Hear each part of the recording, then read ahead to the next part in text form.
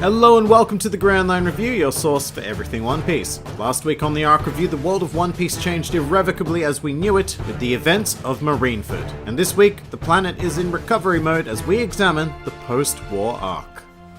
Post-War is the 23rd arc in the series, consisting of 17 manga chapters and 26 anime episodes. But how in the hell did Toei manage to stretch 17 chapters into 26 episodes? This is a new low for the adaptation rate. Which is a shame because Post-War is already one of my personal least favorite arcs in the series, primarily because of its overwhelmingly somber nature. We've had arcs in One Piece tackle very dark and serious material in the past, but they've always managed to be diffused with humor. The best example of which is Impel Down. That arc takes place inside a literal hell of a prison, but is balanced by amped up quirky comedy. However, the post-war arc is all one big lamentation. Not that that's a bad thing, in fact it's really what the series needed after going through Marineford. It's just not one of my favorite arcs to reread because there really is no satisfaction to be gained. And this especially extends into the Luffy flashback. Of all of the flashbacks in the series, this is probably the one I would be least keen to go over again because it's dark as hell and some pretty horrifying things happen that were never expected to come out of One Piece. Like that time child Luffy was literally tortured by Pochemi with a spike fist. With that said, I appreciate this flashback a hell of a lot because it finally gave me something to make Ace a character worth caring about. Seeing his childhood development makes him an infinitely more empathizable character, and it's something that I wish I'd seen prior to Marineford because it would have made his death a lot more impactful, for me anyway. Of course, the main reason why that wasn't a possibility is due to the character of Sabo, who needed to stay hidden. Now, I have a lot of problems with Sabo. Personally, I don't understand why it was necessary to create him, and sometimes it feels an awful lot like Oda locked in his decision to kill Ace a bit too prematurely and then scrambled to create a new older brother who could fill the gap that he'd left. I should say that I like Sabo just fine. I think he has a really cool design. I just don't get his purpose. He's done some great things in the series going forward, but I would never say that he was essential to the story in any way. Everything he's done could have been done by another character or just not done at all. However, the one place he is essential is during the flashback of this arc. Sabo's story gives us a great insight into the world of nobility and the sheer pain and disgust that can drive someone to becoming a member of the Revolutionary Army and commit to overthrowing the global political system. And if Sabo had actually died during this flashback, then I would say he served a brilliant purpose. He showed us all of the aforementioned, plus he gave Luffy and Ace a hurdle of despair that they had to overcome in order to evolve into the characters we know and love. But instead, Sabo lived, creating a whole world of potential plot holes in an otherwise tight series, which we'll get to later on when he makes his reappearance into the series proper. However, an unexpectedly great character to come out of this flashback was Dadan. Her name had been dropped by Whoopslap in the post-Enies Lobby arc, which had led to wild speculation of exactly who or what Dadan was. Turns out she was a hard-shelled bandit with a heart of absolute gold. Not at all what I expected from her introduction, and when we get to see her afterwards in the current timeline assaulting Garp, it really hit me a lot harder than a character who I've known for such a brief time should have been able to. But just before we leave the flashback train of thought entirely, I'd like to offer my praise to Oda for taking this route. A second flashback for Luffy was one of the last things I ever would have expected to see at the time, and I thought that we already knew everything we needed to know about our main protagonist. But Oda showed us that we can be almost 600 chapters into the story and still be able to reveal more of and continue to grow Luffy's character. In fact, one little tidbit that I particularly enjoyed was the revelation that Luffy's Devil Fruit was really incredibly weak at first. I think people associate the Gomu Gomu no Mi with easy raw power because of how we see Luffy wield it in the current timeline. But in reality, this fruit was next to useless without an entire childhood full of strength training for Luffy. I just found that cool because it really highlighted all of the hard work Luffy has put in towards achieving his dream, rather than shrugging it off by saying he's strong because he's eaten a devil fruit. So meanwhile, the world at large is in utter shambles following the death of Whitebeard. Because he was such a powerful figure, his sudden departure resulted in a power vacuum, and we got a hint of how that was going to be filled during this arc. We got a nice bit of focus on the supernovas as well, as each of them make the big leap into the new world. This was an important move because it confirms that the old ways of this world had parted along with Whitebeard, and that we were now entering a new and exciting era full of upcoming figures, promised future conflicts, and a hell of a lot of crazy islands to visit in the new world. But the most important event of this arc is nothing so grand in scale, but the recovery and return to form of Monkey D. Luffy. This is the most crushed we have ever seen him, even more so than his despair paralysis during Marineford. And it really hurt to see this character, who has always seemed so impenetrably optimistic, undergo such suffering and loss of faith in himself. But of course, he is brought to his senses by the thought that he still has his Nakama, who I don't blame Luffy for forgetting about because at this point they had been out of the story for at least 2 years of real time. That's pretty ridiculous to think about, actually. What other story could possibly survive canning 90% of its most popular characters for a 2-year period? Nothing, that's what. So the suggestion of a 2-year time skip, while that number might seem arbitrary, in retrospect was the perfect number of years at the time. Because while in manga form, this arc would end and the next would immediately pick up 2 years later. However, we as an audience had experienced a 2-year separation from the Straw Hats, which would go a long way to serving their fantastic reintroductions into the series. And so, the final part of this arc is spent setting up their training regimes. This introduced us to the notable ability of Haki, of which all 3 types had popped up from time to time in the series, although it was more of an unknown show of power. And this worried me a lot. Up until this point, I'd very often praised One Piece for the fact that it doesn't rely on some sort of internal power source, like Nen, Chakra, Ki, or Reiatsu, because I believe a system like that is fundamentally flawed because more often than not, a battle will simply be decided by who holds more of any given resource. With notable exceptions, of course, especially in the case of Nen for Hunter x Hunter. And some of my fears have since been justified in the new world because you really need Haki to be a serious competitor these days, and things sometimes do simply slip into a battle of whose Haki is better. But so far, Oda has done an alright job of not making this a boring power system, so let's continue to see where he takes us into the future. The other Straw Hat that stood out most to me during this arc was obviously Zoro. For a man who claimed that he would leave the crew if it ever got in the way of his dream in the beginning of the story, he sure was pretty well prepared to sacrifice all of his ambitions for those of his captain. This was a wonderful moment of humility as well as a big oh shit moment for the audience, because you just know that he is going to return as an undisputed badass after receiving training from the world's greatest swordsman. I also really enjoyed the concept of Sanji's training, with him having to spend 2 years defeating the 99 masters of Okama Kenpo in order to attain the attack cuisine recipes, as well as resulting in physical training for himself. In fact, each of the Straw Hats ended up in fascinating places that held such diverse skills to be acquired, and a lot of promise for the future of the series. And I have to say, despite this being one of my least favorite arcs, the ending had me more on the edge of my seat than ever before. I said when we went from Sabaody to Amazon Lily that we were stepping into the unknown, but this time we are stepping into the true unknown. We had no idea what to expect in terms of story or the characters, and indeed, the very shape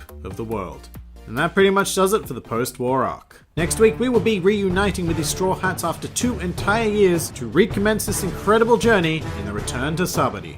If you enjoyed this video, then feel free to like, favorite, or subscribe, and please do comment with your thoughts on the post-war arc. This has been the Grand Line Review, and I'll see you next time.